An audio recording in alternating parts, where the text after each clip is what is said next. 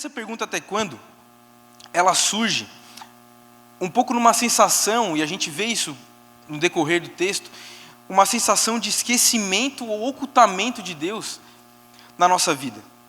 E Davi se sente um pouco abandonado, como às vezes a gente se sente, como se Deus tivesse virado as costas para Davi.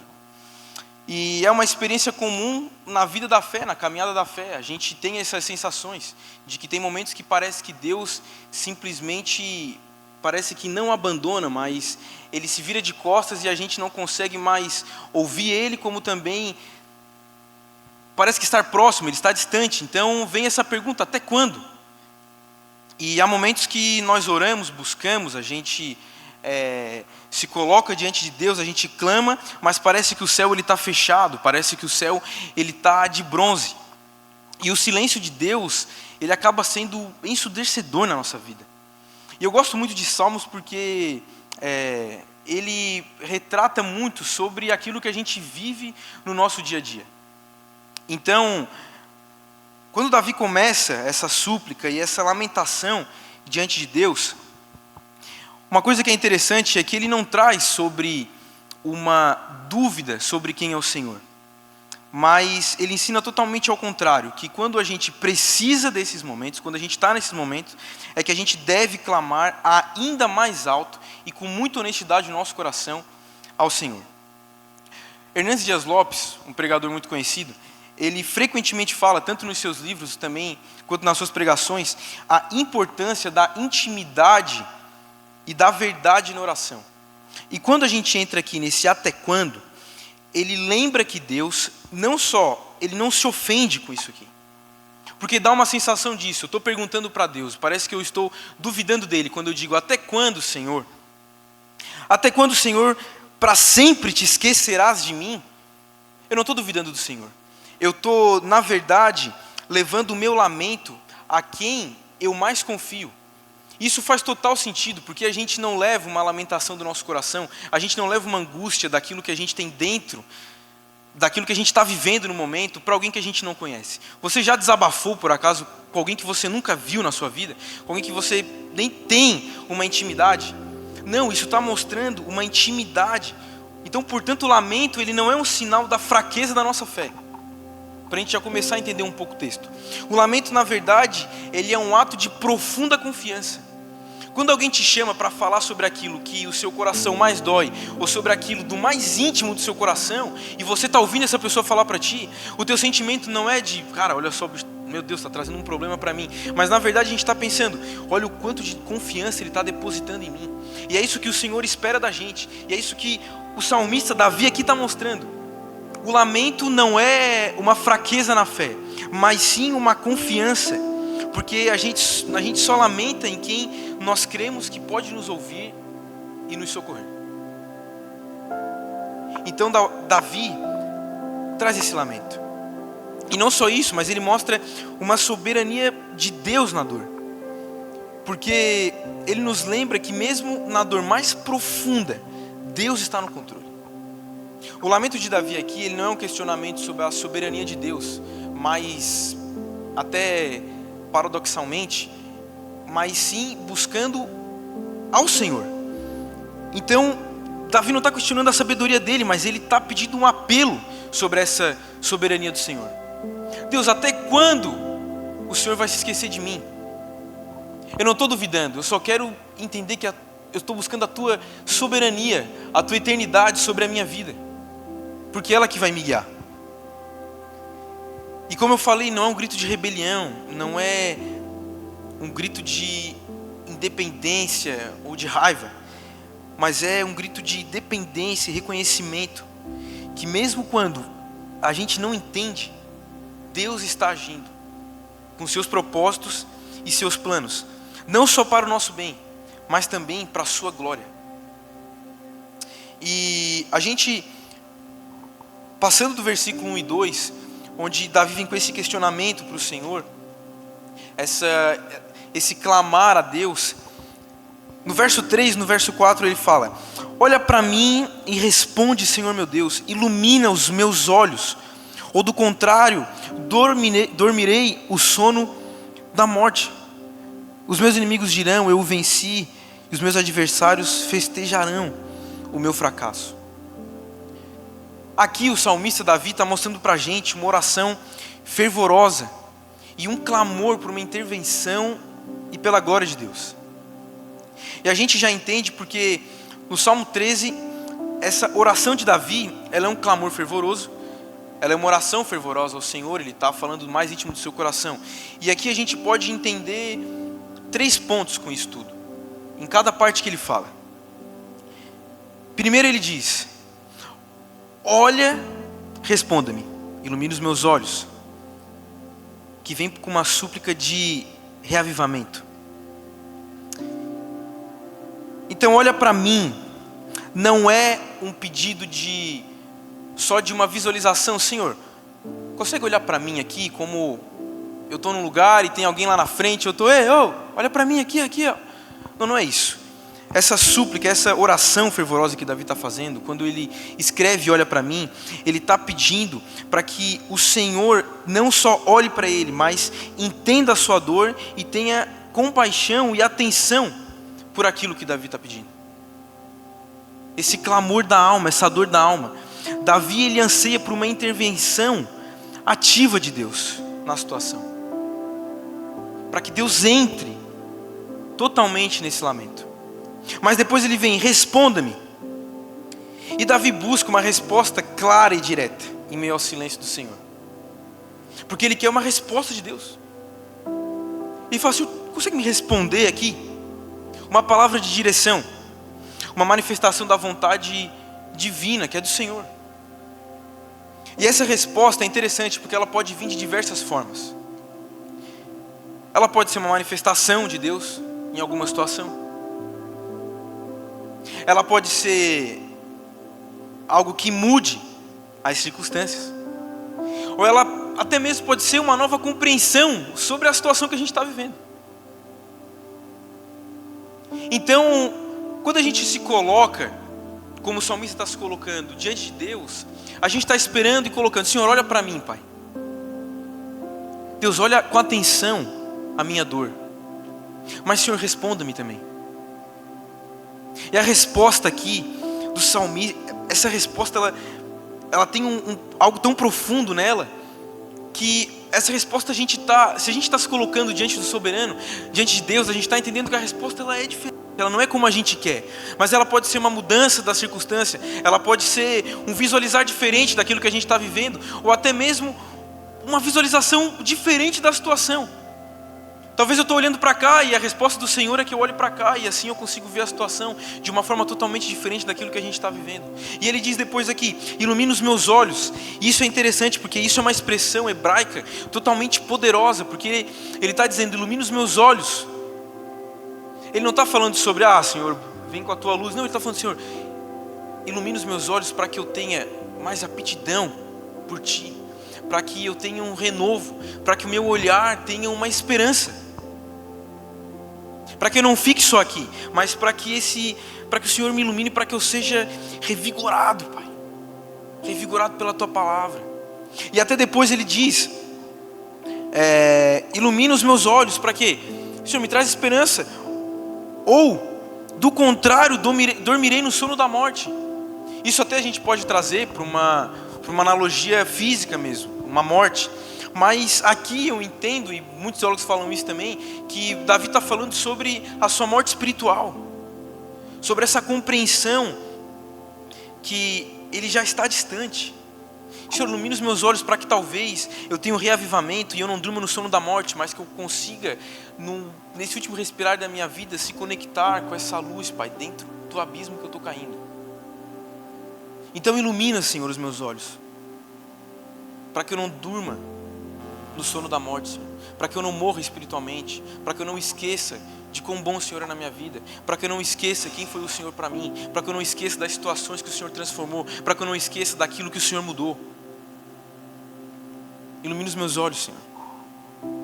E esses pedidos de Davi,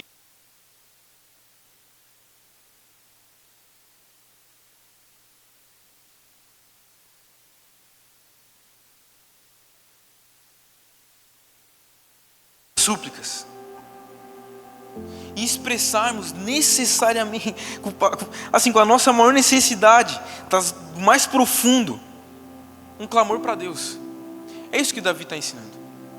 Davi segundo o coração de Deus, a Bíblia diz isso. E Davi está nos ensinando que nós precisamos colocar aquilo que o nosso coração tem diante de Deus. Mas parece que Deus está distante, e a gente não consegue, ou não está aprendendo com o salmista, não está entendendo que como um filho pede para o pai no momento da angústia, no momento da dor, num choro. A minha família de Joinville está aqui, ela está aqui em Tubarão, eles chegaram ontem, e o meu primo Guilherme, que é o primo mais velho assim da família, ele acabou de ter um filhinho, tal, o William, e o menino muito bonitinho, assim, já bem grandinho e tal. E assim, quando eu cheguei lá, eu queria só visitar, fui dar uma passada. Esse meu primo estava dormindo, a avó também estava dormindo, e ele estava cabisbaixo, assim, ele estava para baixo, porque o Gui não estava ali, porque o pai dele não estava ali. Então, a gente, dessa mesma forma que a gente precisa clamar, entregar o nosso lamento, como um filho recém-nascido que precisa do pai para o seu apoio, para as suas coisas. No momento que dá errado, que ele cai, que ele rala um joelho, ele precisa chorar e colocar esse lamento. Ele coloca esse lamento onde? Diante do pai.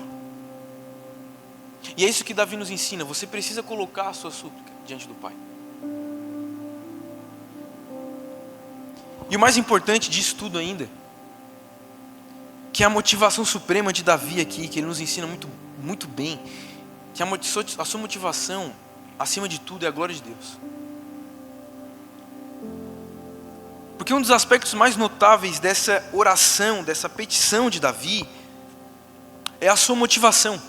Ele não quer apenas livrar por si só da situação, mas ele quer que o nome de Deus seja glorificado. É por isso que no versículo 4 ele diz: os meus inimigos dirão, eu venci os meus adversários, festejarão o meu fracasso. E ele não quer isso, porque ele não está falando sobre si, ele não está falando sobre esse lamento que ele está perdendo e os seus inimigos, ou a situação, ou o mundo vai rir da sua cara. Não, ele está falando, se isso acontecer, Senhor, eu não poderei glorificar o teu nome não vai ser glorificado, o teu nome não vai estar acima de todas as coisas. Então, não é para que eu saia dessa situação, mas sim para que o teu nome seja glorificado diante daquilo que eu consegui vencer, graças a ti. Graças ao meu Deus. A glória de Deus, ela é o fim último de todas as coisas da nossa vida. No final, é para glorificar o nome de Deus. A nossa vida, as nossas orações, os nossos sofrimentos, as nossas alegrias, elas têm que convergir no final na exaltação do nome de Deus. Sempre. E Davi, ele compreende que essa sua derrota, ela seria uma zombaria para Deus e não para ele. Um sinal de que o Senhor havia abandonado o seu servo.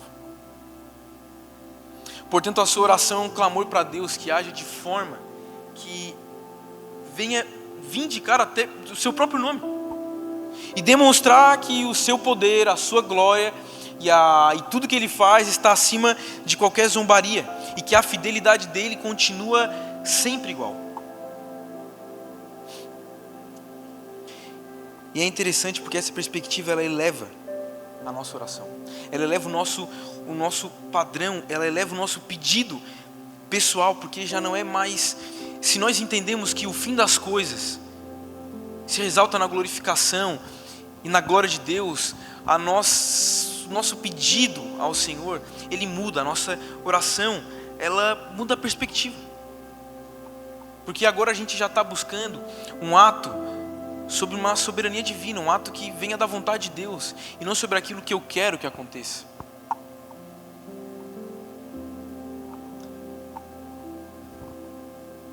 E quando a gente ora com a glória de Deus em mente, quando a gente ora para que o nome do Senhor seja exaltado em mente, a nossa perspectiva de vida, ela muda. Não se trata mais de apenas eu, mas sim nem das minhas necessidades, mas se trata agora de Deus e da sua honra, sempre.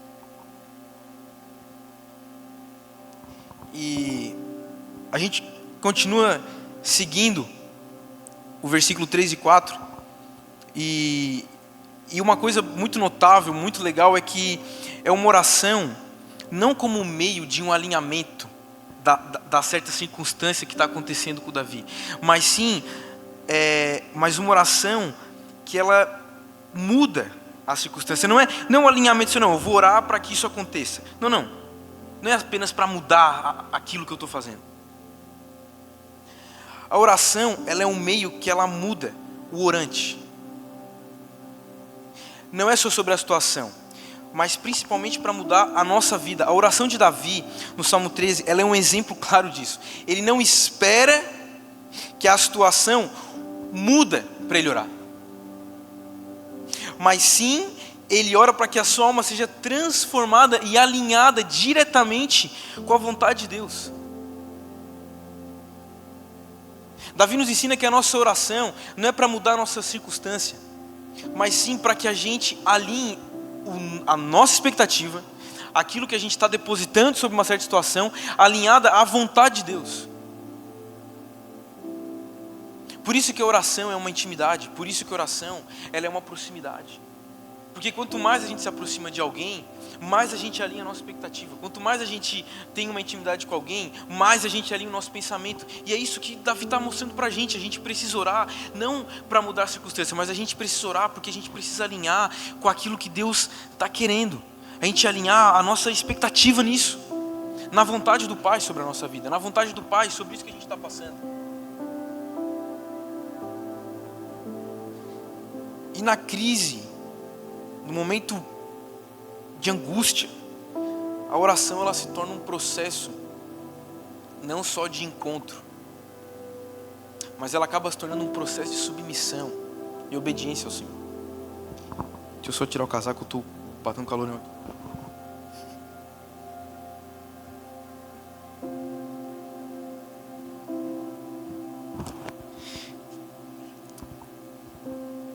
Então na crise, retornando, a oração ela se torna um processo de submissão, um processo de obediência. No ato de clamar a Deus que Davi ele começa a encontrar essa força e essa expectativa necessária para conseguir suprir a sua dor.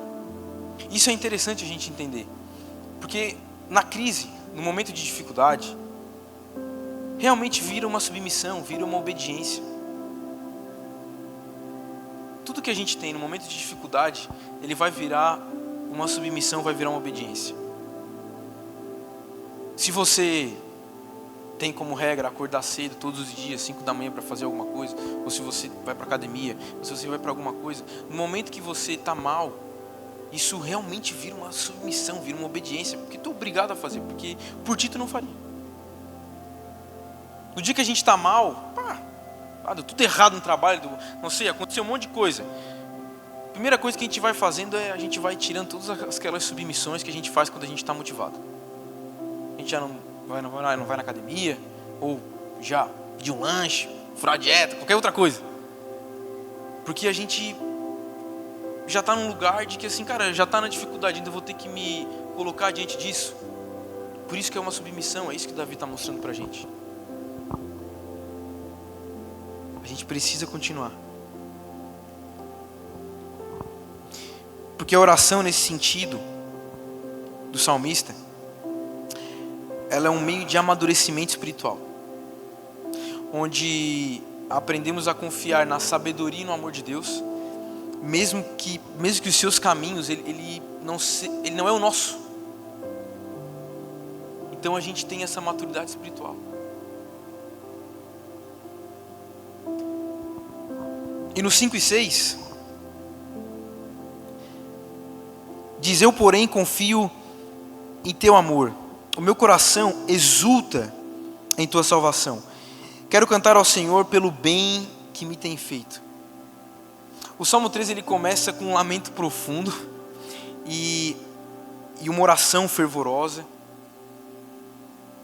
onde parece que Deus está moldando ali. E ela termina numa declaração de confiança e louvor. O salmista. E nessa parte, ela acaba sendo uma parte até mais surpreendente, um pouco mais inspiradora no texto.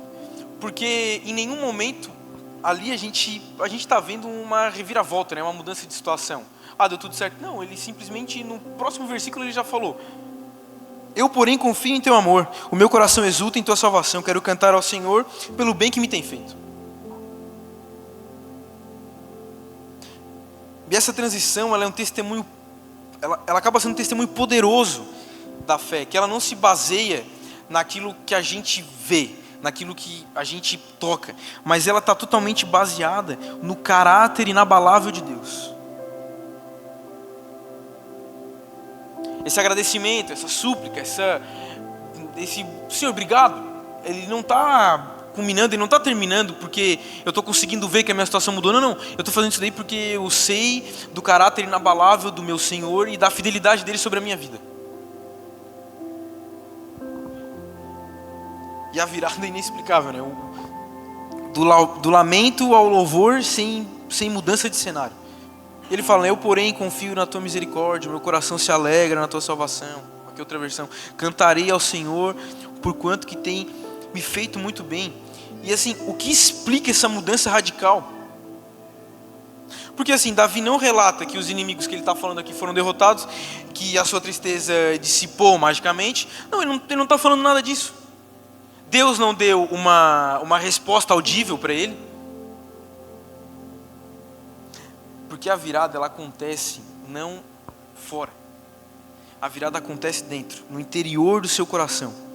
Porque a partir desse momento, do seu lamento, ele só diz uma coisa: eu decido confiar. Ele decidiu confiar. E essa decisão, ela é um ato de fé radical. É um ato de fé radical. Uma escolha, a gente escolhe se apoiar na fidelidade de Deus mesmo quando a realidade ao redor, ela grita totalmente ao contrário. É se colocar diante de Deus, é acreditar na fidelidade dele, mesmo quando a gente não está vendo nada. A perspectiva está totalmente ao contrário do que é depositar a nossa fé e do que é confiar em Deus. Ela está totalmente para cá e está falando: não, confiar em Deus é aqui. E quantas vezes a gente passa por isso? De a nossa situação, de tudo que está acontecendo, está vindo para cá, e parece que o nosso coração está falando, quando a gente ora, quando a gente ouve uma palavra, quando a gente lê a Bíblia, parece que está falando: cara, mas é do outro lado. Não, mas para cá não vai dar certo, pelos meus cálculos tem que ser aqui, não tem como ser aqui. Mas aqui o salmista está nos ensinando: nós precisamos confiar, não só naquilo que a gente vê, mas confiar nesse caráter inabalável de Deus, desse Deus que não muda, desse Deus onipotente, onipresente, onisciente.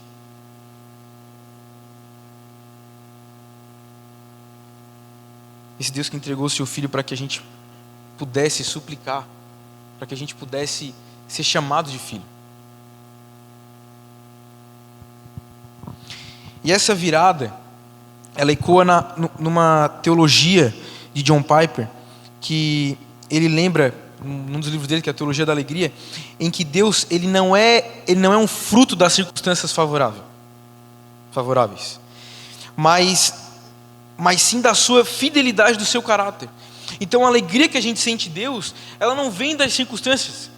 Mesmo que a gente esteja vivendo algo bom, está dando tudo certo, a nossa alegria em Deus, ela não é porque a circunstância está dando certo, é porque o caráter e a fidelidade de Deus sobre a nossa vida nos deixa alegre, mesmo a gente sem saber. Só que é mais difícil de visualizar quando a gente está num momento de crise, quando a gente está num momento de dificuldade. Mas não é sobre a circunstância. Talvez a nossa carne, o nosso lado mais humano, possa acreditar que a circunstância seja essa certa felicidade. E isso resbala totalmente quando a gente conversa, quando a gente vê alguém que não é da igreja, que não ouviu do amor de Deus, ou não entendeu do amor de Deus, e fala desse vazio. Cara, não encontro um vazio, não encontro nada. Por quê? Porque a alegria dela está baseada nas circunstâncias, mas o que Davi está falando aqui para a gente, o salmista está dizendo, que não é nas circunstâncias, é no caráter inabalável e na fidelidade de Deus. Cara, isso é uma doideira. A gente vê, cara, quantas notícias que a gente consegue, que a gente vê, que a gente lê. Pessoas famosas que eles têm tudo, mas eles têm tudo mesmo. É dinheiro, é casa, é poder, não sei, tudo que alguém quer eles têm. Mas eles não têm o básico. É depressão, não se encontra em nenhum lugar, uma tristeza profunda na alma, esse lamento que eles não sabem onde colocam. Porque isso está sendo colocado na vida, na circunstância. E não nessa alegria que não é na circunstância, mas na fidelidade e no caráter de Deus. E Piper fala que a alegria cristã é uma alegria que persiste e até floresce em meio ao sofrimento. Porque seu fundamento não está na ausência da dor, mas na presença e na soberania de Deus. A alegria do Senhor, ela não está... Pegue isso que eu falei, a alegria do Senhor não está na ausência da dor. Estou alegre porque eu não estou sentindo dor, estou alegre porque a situação está legal, estou alegre porque está dando tudo certo. Não é na ausência da dor. Mas é no caráter de Deus, é em Deus. E é isso que nos faz ser feliz. Mas felicidade e alegria talvez seja subjetivo para muitas pessoas aqui. Eu posso estar falando sobre felicidade, mas às vezes felicidade para uns nesse mundo é uma coisa, para outros é outra. Mas uma certeza nós temos, que a tristeza muitas vezes ela não é completa, mesmo parecendo ser completa. Ela não é completa, porque no final, bem no final, que às vezes não dá para ver, às vezes, mas bem no final, tem esse crer nesse Deus inabalável e na sua fidelidade, que não faz com que a tristeza que se complete com o vazio se complete. Porque no final desse vazio, no final que muitas pessoas estão precisando, ali está o caráter de Deus. Ali está o Senhor que nunca deixou de nos amar. Ali está o amor de Deus sobre a nossa vida. Mesmo que a gente não consiga ver. E eu gosto muito do livro de Salmos, porque foi como eu falei um pouco no começo, ele está falando sobre muitas coisas da nossa vida, sobre esse lamento que a gente tem, sobre as coisas que a gente vive. E às vezes a gente lê um versículo assim, e eu acho engraçado, porque antes ele está lamentando, e agora nos últimos 2 versículos ele está já trazendo um coração de gratidão. Mas eu fico pensando, talvez Davi escrevendo isso aqui, sabe? Ele está escrevendo aqui, está num choreiro aqui. Quando ele escreve essa parte de eu, porém, confio em teu amor, o meu coração exulta em sua salvação, quero cantar o Senhor pelo bem que me tem feito. Eu imagino que Davi estava escrevendo tudo isso e ele escreveu tipo assim: eu, porém, confio no teu amor. Porque essa alegria que eu estou falando não é na ausência da dor. Ele não trocou de um versículo para o outro e agora começou a rir, dar pulo, não. Ele está triste ainda. Mas ele está entendendo que assim, se ele estivesse falando para mim, ele estaria falando: Vitinho, assim, eu estou com a dor, eu estou com o lamento, eu estou colocando isso diante de Deus. Mas eu tenho entendido que, apesar de tudo isso, a minha alegria, que eu agora não estou encontrando, estará na eternidade com meu Deus, que sei que é fiel comigo todos os dias.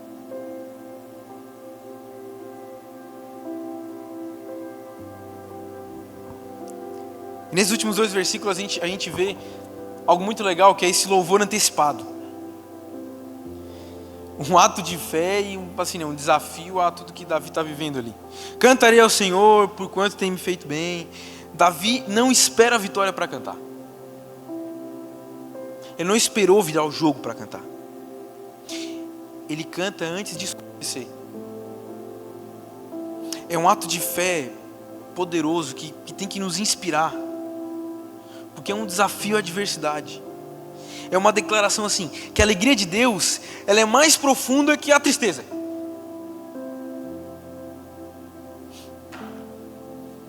E é só nessa fé inabalável, nessa fé em Deus, que a gente consegue gerar esse louvor, mesmo em meio a essa aprovação.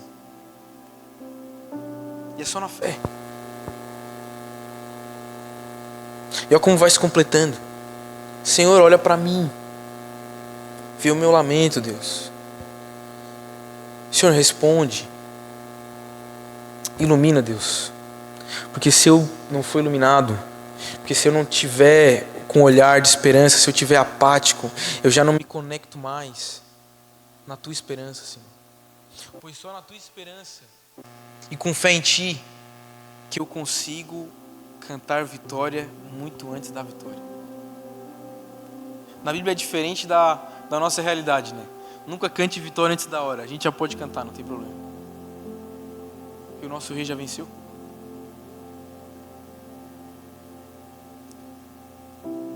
Já venceu.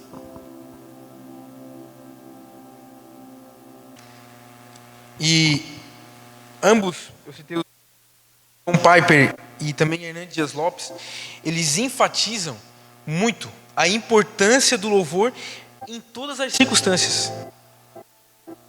E para John Piper, o louvor é a consumação da alegria em Deus. É uma resposta natural à sua glória. É uma consumação onde a gente entrega com louvor. Estou entregando com louvor. Em qualquer circunstância eu vou entregar porque eu quero que Ele seja glorificado, que Ele seja honrado.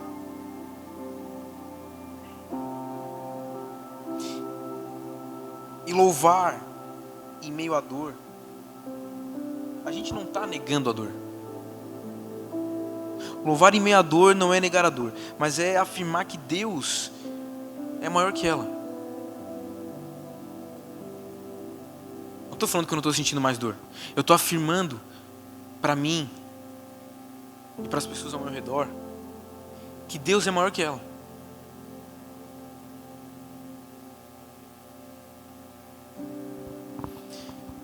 E a gente precisa entender também que o louvor é uma arma espiritual, que é uma forma de expressar um pouco, expressar a nossa confiança em Deus, uma forma de a gente fortalecer a nossa fé.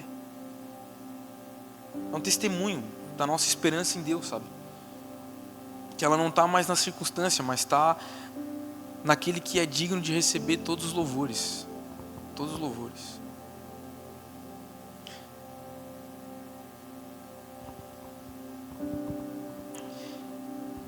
Essa semana a gente teve PG ali em casa. E eu estava contando um pouco sobre algumas coisas, algumas experiências que eu tive e tal. E quando eu comecei a estudar para fazer a pregação sobre Salmos, foi algo muito forte que Deus falou comigo. Porque é muito difícil a gente louvar em meio à dor. É fácil assim, falar, na teoria é aquele ditado, né? Na prática a teoria é diferente, né? É muito difícil, a gente não tem força. Porque a gente não tem mais essa vontade de louvar, parece que é a nossa súplica. Isso lá no início quando Davi fala até quando, ele está também mostrando pra gente que parece que quando Deus se distancia, a nossa vontade é se distanciar também, mas o que Davi está dizendo, o salmista está falando assim, não é distanciar. Tu vai ter que clamar, tu vai ter que suplicar, colocar isso que estás sentindo. E se até trazer para o mundo de fora, todo mundo fala, cara, não carrega nada no teu coração, não fica com esse negócio no teu coração, porque isso vai te fazer mal. Quando a gente está com alguma tristeza, quando a gente está com algum ferimento, quando a gente foi ferido por alguma coisa, quando o nosso coração dói sobre alguma situação que aconteceu, quando a gente guarda, isso vai maturando aqui dentro, vai fazendo mal. Davi está falando basicamente isso, não, o teu lamento tem que ser entregue para Deus. Mesmo sendo muito difícil. E eu falei isso no PG, que eu estava 2 semanas fora, basicamente, eu fiquei 1 semana fora, daí eu só cheguei, fiquei um dia assim com a Sil ali em casa, e depois eu já voltei a viajar. E uma coisa que é interessante, isso é uma coisa que eu tenho conversado com a Sil, a gente está viajando, cara, legal, o cara está viajando, tá massa, mas tem uma parte da viagem que é assim, quando tu viaja sozinho, cara, é muito solitário. Tu fica lá sozinho, eu sou uma pessoa que eu não sou do sozinho, sou totalmente de pessoas. Então, tu fica lá solitário e tal, aquele negócio.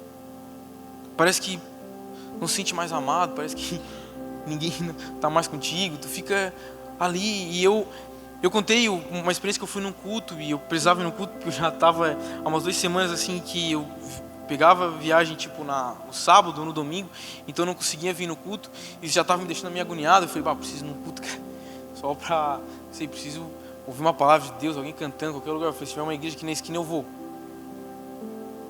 E eu fui e tu tá lá assim, viajando e tal, mas eu tava assim aflito, tava com o coração assim, apertado, sabe?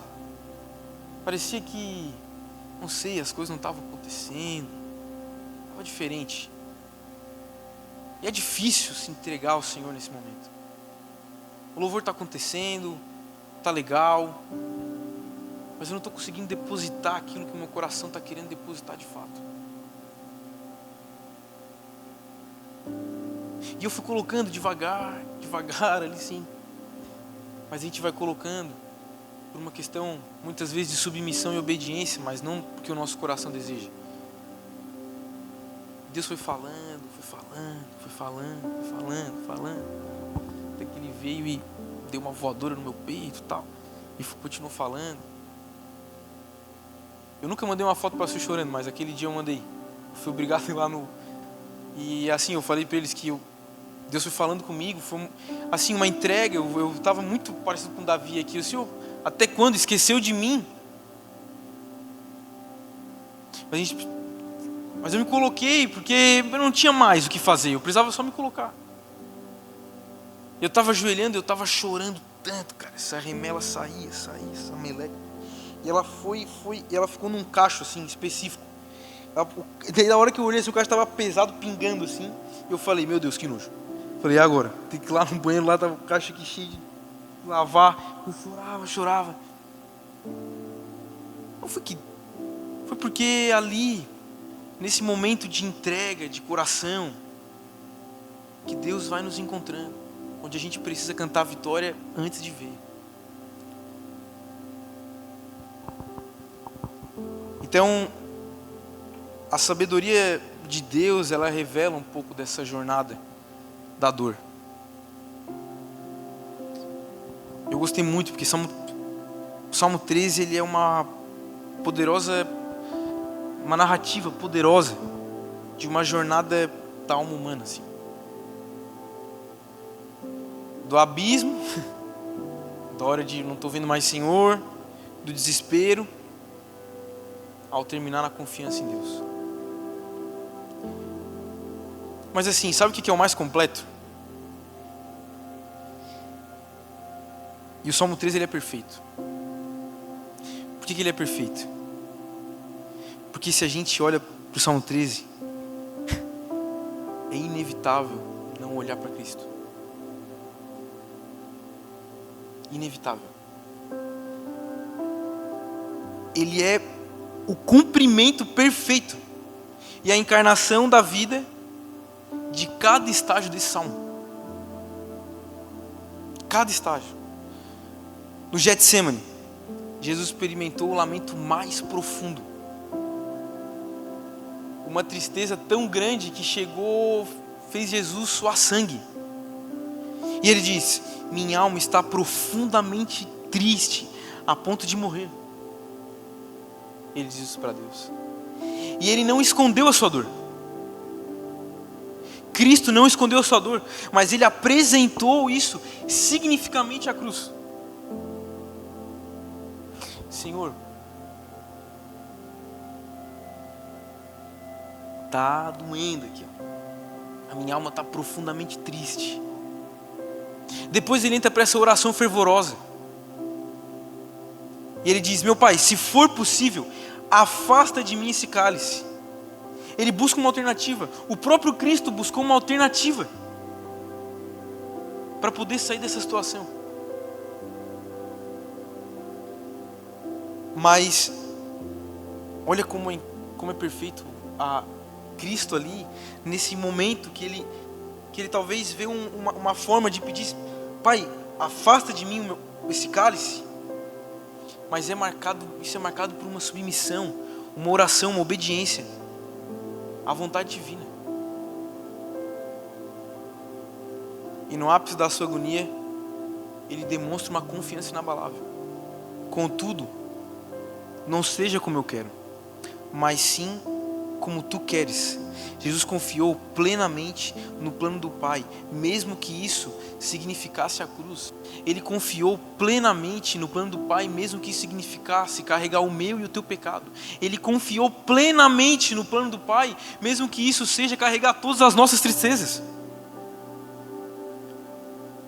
Todo o nosso pecado, toda a nossa tristeza, tudo aquilo foi colocado diante de Deus, porque Ele confiou plenamente ao Pai. E Ele, sendo 100% homem e sendo 100% Deus, Ele faz exatamente o que Salmo 13 faz. Ele suplica, Ele lamenta: Senhor, está doendo essa tristeza, afasta de mim, tira, mas que seja como Tu queres, porque eu sei que o plano do meu Pai é perfeito. Resultou em Cristo, que abriu e deu livre acesso para que eu e você pudesse hoje lamentar ao Pai, pudesse hoje entregar as nossas súplicas ao Pai, para que a gente tivesse uma nova aliança, para que agora tudo que a gente faça, tudo aquilo que a gente colocou diante de Deus está sendo perdoado. Agora a gente já não é mais filho das trevas, a gente é filho de Deus. Porque Cristo, o perfeito, entendeu que Ele precisava seguir o plano do Pai. Mesmo no mais alto da sua humanidade. Aqui foi o mais alto da sua humanidade. Senhor, afasta de mim, Deus, se possível, esse cálice. Ele entendeu que ele precisava confiar totalmente ao contrário. O caminho estava para cá, mas confiar no Senhor estava aqui. Queria chamar o louvor aqui, já vi que eles estão subindo. Então Cristo, Ele é o nosso exemplo supremo e a garantia da fidelidade de Deus na nossa vida. Ele é a garantia da fidelidade do Senhor com aquilo que a gente coloca diante de Deus.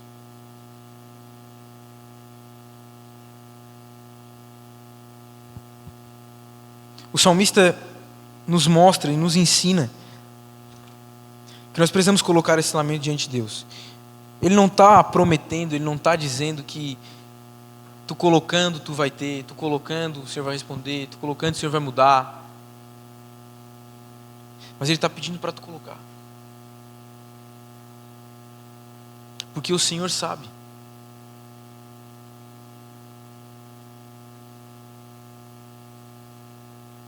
O Senhor sabe da angústia do nosso coração. Eu não sei, a gente não consegue muitas vezes metrificar o tempo de cada versículo. Se é um atrás do outro, se isso ele escreveu numa semana, se depois ele escreveu esse final depois de 1 mês, 2 meses, 2 semanas. Mas ele precisou confiar. Ele precisou colocar.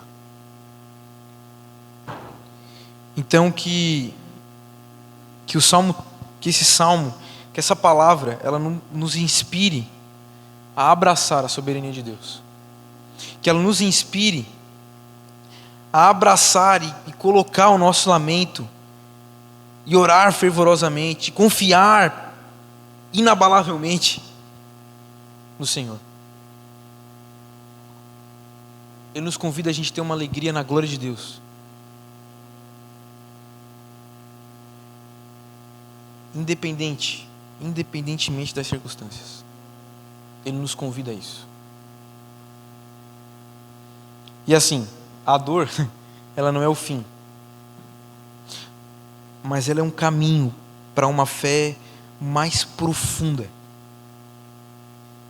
A dor, ela não é o fim, mas é um caminho para uma fé mais profunda e uma glória maior a Deus.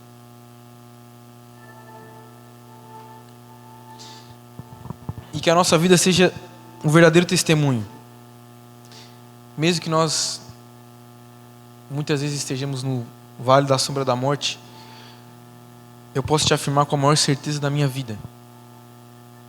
A maior certeza da minha vida eu posso te afirmar.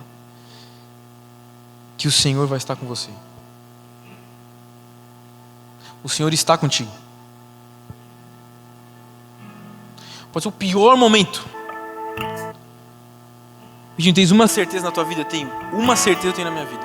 O Senhor está contigo. E a sua fidelidade é a nossa canção. Vamos colocar de pé.